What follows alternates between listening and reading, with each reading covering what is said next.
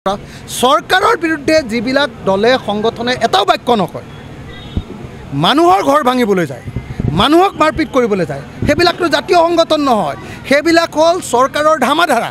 তোমালোকে 16 মে'ৰ পৰা বিদেশীয়ে তালি টোপোলা বান্ধি পলাব লাগিব বুলি কৈছিলে, অথচ এতিয়া মুখ্যমন্ত্ৰীয়ে কৈছে যে অসমত 1 কোটি বাংলাদেশী আছে।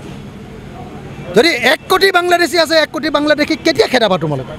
1 কোটি বাংলাদেশীক নেখেদাই তোমালোকে কেইটামান অসমীয়া মানুহ অসমৰ মুছলমান মানুহৰ ঘৰ ভাঙি তোমালোকে বাংলাদেশী সমস্যাৰ সমাধান কৰিবা নেকি? কোনোবা চেঙেলীয়া ডেকা ল'ৰা কেইটামানলৈ মই ভয় কৰিম নেকি? তেতিয়াহ'লে মানে মোক আপোনালোকে কওক, আপোনালোকে কৈছে যে মই নিমাতো, মই মতাও নাই, আকৌ মোকো উফৰাই পেলাব বুলিও কৈছে। যদি মই নামাতো তেতিয়াহ'লেতো উফৰাই পেলাব বুলি কোনেও নকয়। মই মাতিছোঁ, মই দৃঢ়তাৰে মাতিছোঁ যে এটা সংগঠনৰ, এটা জাতীয় সংগঠনৰ দায়িত্ব হ'ল চৰকাৰৰ ওচৰত অন্যায় অনীতিবিলাক আঙুলি দিয়াই দাঙি ধৰা। যদি ক'ৰবাত বিদেশী আহিছে, সেই বিদেশীবিলাকক আঙুলি টিওৱাই দেখুৱাই দিয়া। কিন্তু কোনো পধ্যে কাৰো ভাড়াঘৰত গৈ তালাচী কৰাটো কোনো জাতীয় সংগঠনৰ কাম নহয়। যদি সংগঠন এটাই নিজে তালাচী কৰিবলৈ যায় তেতিয়াহ'লে সংঘাত হ'ব। কিন্তু সংগঠন এটাৰ দায়িত্বটো হ'ল চৰকাৰ বা ৰাষ্ট্ৰক তেওঁলোকে কৰিবলগীয়া কামটো সোঁৱৰাই দিয়া, বিদেশী সমস্যাৰ সমাধান কৰিবলৈ সোঁৱৰাই দিয়া। বিদেশী যদি ক'ৰবাত ভাড়াঘৰ লৈ আছে, সেই ভাড়াঘৰটো দেখুৱাই দিয়া।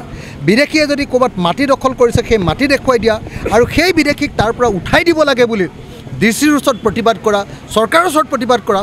চৰকাৰৰ বিৰুদ্ধে যিবিলাক দলে সংগঠনে এটাও বাক্য নকয়, মানুহৰ ঘৰ ভাঙিবলৈ যায়, মানুহক মাৰপিট কৰিবলৈ যায়, সেইবিলাকতো জাতীয় সংগঠন নহয়, সেইবিলাক হ'ল চৰকাৰৰ ধামাধাৰা।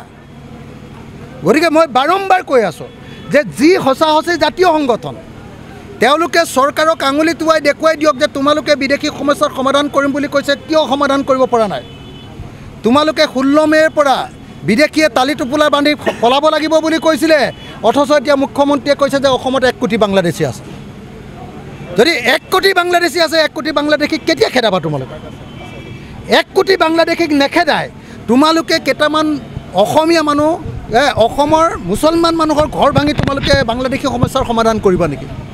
এই প্ৰশ্নটো যেতিয়া, এই মৌলিক প্ৰশ্নটো উত্থাপন কৰিছোঁ, তেতিয়া বিজেপিয়ে ভয় খাইছে। আৰু বিজেপিয়ে যেতিয়া ভয় খাইছে, তেতিয়া কোনোবা জাতীয় সংগঠনে কৈছে যে অখিল গগৈক উফৰাই দিম। মইনো বাৰু উফৰাই দিয়াৰ কথাটোক লৈ মই ভয় কৰা মানুহ নেকি? মোক NSA লগালে, মোক NIA লগালে, মোক ভাৰত চৰকাৰে আটাইতকৈ ডাঙৰ শত্ৰু বুলি গণ্য কৰিলে, তাৰ পাছতো যিটো মানুহে কেয়াৰ কৰা নাই, কোনোবা চেঙেলীয়া ডেকা ল'ৰা কেইটামানলৈ মই ভয় কৰিম নেকি? আপোনালোকে নিজে ভাবক। গতিকে মই একদম স্পষ্টকৈ কৈছোঁ, মই নিজে জাতীয় সংগঠন, অসমৰ ইতিহাসৰ আটাইতকৈ দুৰ্ধৰ্ষ, আটাইতকৈ সাহসী, আটাইতকৈ কষ্টকৰ, আটাইতকৈ ধৰ্মনিৰপেক্ষ, আটাইতকৈ সাহসী জাতীয় সংগঠনটো কৰিছোঁ মই।